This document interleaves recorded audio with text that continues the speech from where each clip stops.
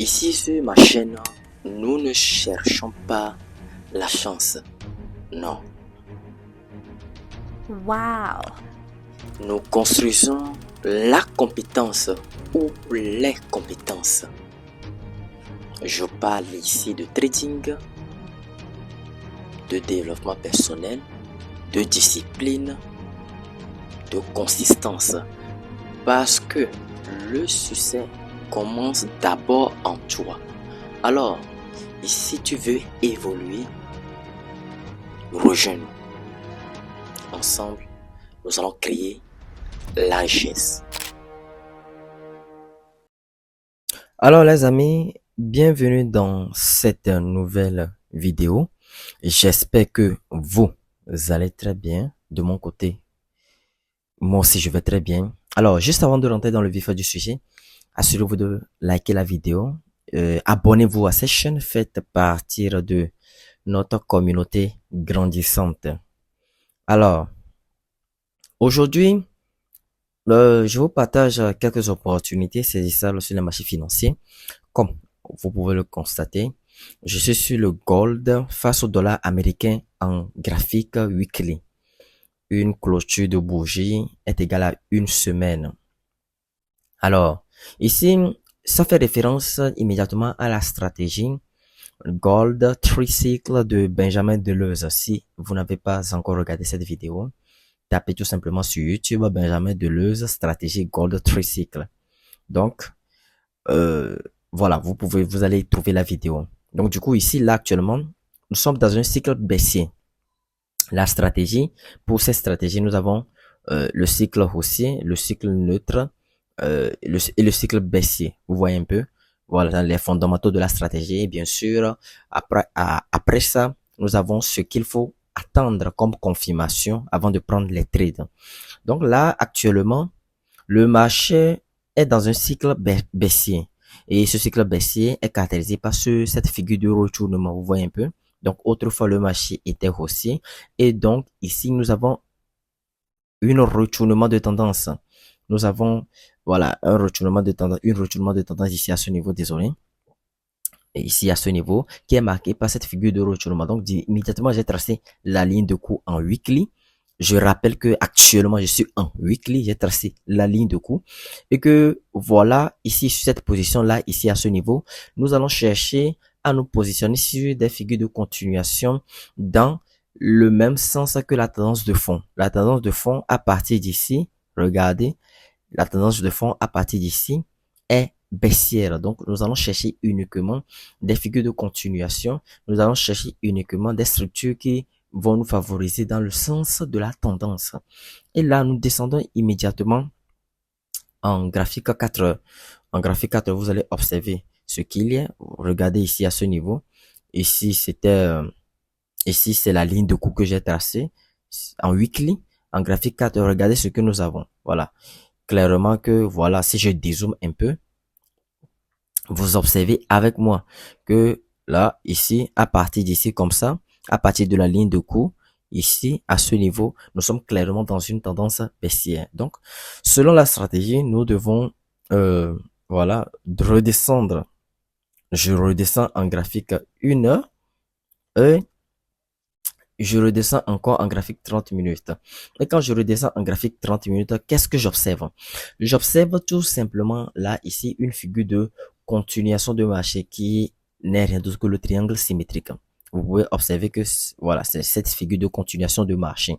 Cette figure de continuation de marché est apparue dans une tendance baissière. Vous remarquez que la tendance qui a précédé la formation de cette figure de continuation de marché est une tendance baissière.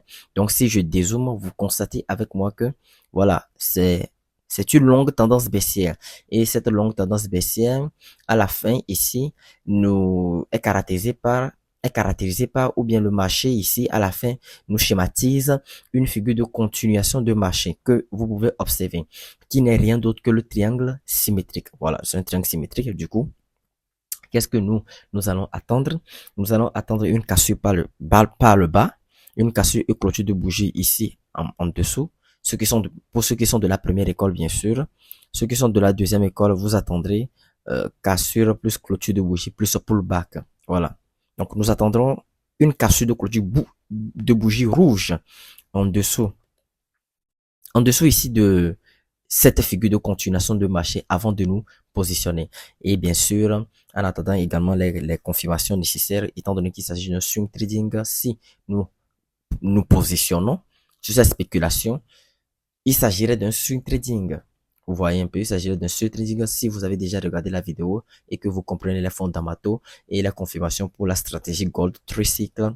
Vous saurez de quoi je parle. Donc du coup, nous allons nous positionner ici à la cassure de clôture de bougie rouge en dessous de notre zone de support et en ayant une marge de stop loss bien espacée. La marge de stop loss sera ici à ce niveau et vous le comprenez, nous prendrons tout simplement le trade. Voilà. Donc, dans le management du trade, ça serait le management de probabilité. Le management de probabilité, cela voudrait dire que à chaque fois que le marché se déplace en créant des hauts de plus en plus bas, nous allons déplacer le stop loss. Nous allons déplacer notre stop loss en conséquence de cela. Mais pour l'heure, nous ne sommes pas encore là-bas. Pour l'heure, nous attendons à ce que le marché casse par le support en bas du support ici et clôture une bougie, voilà, de couleur rouge avant de prendre la spéculation baissière.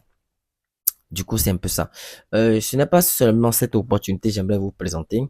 Je remonte un peu le graphique, je vais en une heure. En une heure, j'aimerais vous partager une opportunité sur euh,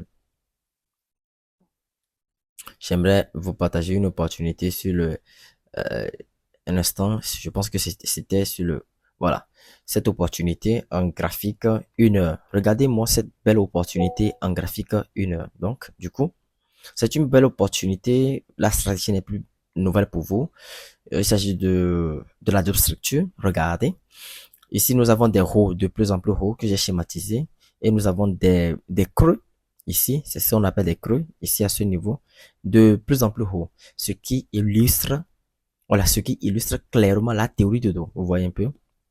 Et ici, c'est une tendance haussière. Donc, la fin de cette tendance haussière est marquée ou est caractérisée par cette figure de retournement que vous pouvez constater. Cette figure de retournement à la baisse.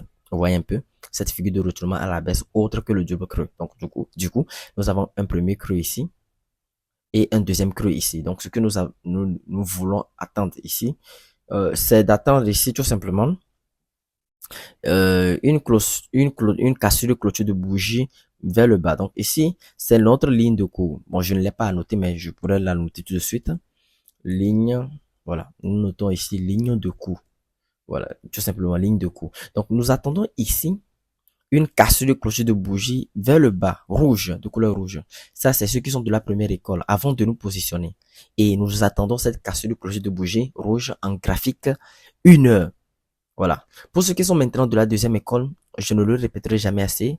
Non seulement vous devez avoir votre première cassure clocher de bougie rouge, vous aurez maintenant un retest vers la zone autrefois support repris. Pourquoi est-ce que je dis la zone autrefois support repris? Parce que quand vous regardez un peu, le marché est venu ici. Le marché a bondi sur cette zone ici. Lorsque le marché est venu bondir sur cette zone ici, le marché a profité en même temps pour aller à la hausse. Le marché est venu encore une deuxième fois, a profité en même temps pour aller à la hausse. Une troisième fois, voilà, et une quatrième fois. Donc, c'est une zone de support. Donc, du coup, c'est pour cela que je dis, nous devons attendre un retest de la zone autrefois support qui deviendra maintenant résistance par, voilà, cette nouvelle flèche que je viens de tracer. Et maintenant, plus une nouvelle confirmation de bougie rouge. Nous laissons clairement voir que les vendeurs sont vraiment prêts à faire chuter le prix vers la baisse. Donc, le pullback le plus récurrent sur les marchés financiers est le pullback en forme de N. Voilà. Si vous tapez sur YouTube, vous recherchez qu'est-ce que c'est qu'un pullback. Vous écrivez pullback, P-U-2-L, espace B-A-C-K. Vous allez voir énormément de vidéos sur ce sujet. Donc, soit vous vous positionnerez à la cassure et clôture de bougie une fois les confirmations réunies, ou soit vous vous positionnez au pullback. Et bien sûr, si nous activons la moyenne mobile 100, vous constatez que la moyenne mobile 100 déjà évolue au-dessus du prix et que le prix évolue en dessous de la moyenne mobile 100. Voilà qui est aussi très prometteuse pour une prise de décision acheteuse. Vous savez que cet indicateur qui est la moyenne mobile, est un indicateur qui détermine la tendance du marché. Voilà, c'est un indicateur qui détermine la tendance du marché. Donc, l'indicateur nous permet, en plus d'autres confluents, cet indicateur nous permet de déterminer la tendance du marché. Est-ce que le marché est en tendance haussière ou est-ce que le marché est en tendance baissière? Et en d'autres mots également, on pourrait dire où est-ce que le marché est en stagnation. Donc ici, le marché nous démontre clairement que voilà, que là actuellement là ici le marché n'a pas encore cassé notre ligne de cours. Donc ici le marché est en stagnation, en tout cas le marché est en consolidation ici dans cette zone. Voilà, dans cette zone le marché est en range, raison pour laquelle vous allez constater que la moyenne mobile est statique. La moyenne mobile n'a pas encore une direction bien précise, mais ce qu'il faut remarquer, mais ce qu'il faut interpréter, c'est que quand le prix évolue en dessous de la moyenne mobile, en plus d'autres confluents, en plus d'autres confirmations, là, ça nous laisse croire que le marché va chuter. Voilà, parce que la moyenne mobile déjà nous offre une probable direction, une probable future direction du prix. Du coup, voilà. C'est l'interprétation là que vous devez avoir. Du coup, nous comprendrons en même temps que, voilà, le marché a beaucoup de chances. En plus d'autres confirmations, en plus de, voilà, en plus d'autres confirmations, le marché a beaucoup de chances ou bien beaucoup de probabilités de casser notre ligne de cours, là, cette ligne de cours, de clôturer une bougie rouge par le bas, pour ceux qui sont de la première école, ou soit de nous dessiner, l'impact de, regardez l'impact de ces zones-là. Ouais, vous voyez. Ouais, regardez, regardez. Donc, ce n'est pas une zone anodine, c'est une zone à prendre en compte. Voilà, tout simplement. Alors, donc, à part ça, j'aimerais également vous présenter une autre opportunité. Attendez, je vais essayer de vous montrer ça en même temps. Il s'agit de cette opportunité. Ici, c'est le dollar néo-zélandais face au yen japonais. Comme vous le constatez là actuellement aussi, nous sommes en graphique 1 heure. Donc la stratégie n'a pas changé. Hein. Voici un beau canal baissier suivi d'une consolidation de marché ici à ce niveau. Une consolidation, un range. Voilà, peu importe. Une consolidation, un range, peu importe. Du coup, nous voulons attendre ou bien nous attendons une cassure et clôture de bougie vers le haut ici à ce niveau, au-dessus de la résistance, une cassure et clôture de bougie verte au-dessus de la résistance avant de nous positionner en achat, Et bien sûr, étant donné qu'il s'agit d'un swing trading, le take profit final, je l'ai spécifié ici à ce niveau. Vous voyez, et dans le parcours aussi de ce marché, une fois les confirmations réunies, bien sûr que vous devez faire attention également aux annonces économiques, surtout à 3 têtes de taureau, parce que les annonces économiques peuvent également influencer votre spéculation. Vous voyez, faites attention également à ces annonces économiques-là. Donc, du coup, je parlais des zones dangereuses. Nous aurons affronté cette première zone dangereuse et éventuellement cette deuxième zone dangereuse. Vous remarquez avec moi ici que ici, ça a servi en tant qu'un impact, un premier impact, un deuxième impact en tant que support. Et le marché a cassé ça vers le haut. Bon, en tout cas, a cassé ici là vers le haut. Voilà, cette première zone dangereuse. Le marché est revenu.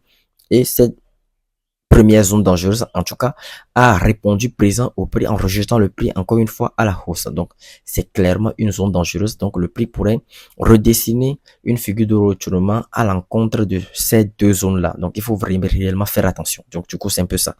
Alors, je pense que je vais m'arrêter là ici pour cette vidéo. J'espère que vous avez aimé et apprécié. Nous allons nous retrouver une prochaine fois dans une nouvelle vidéo. D'ici là, portez-vous bien.